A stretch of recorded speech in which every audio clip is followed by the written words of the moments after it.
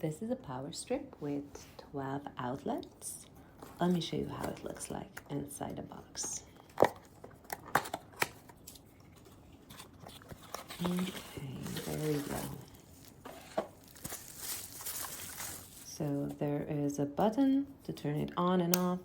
Then there are 6 outlets in the middle and three on each side.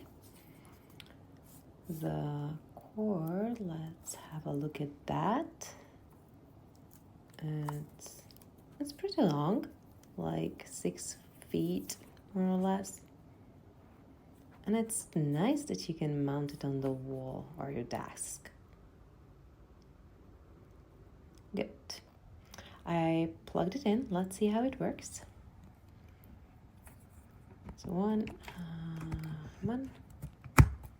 2, and where's 3? Okay, this is actually nice. 3 plugs fit next to each other.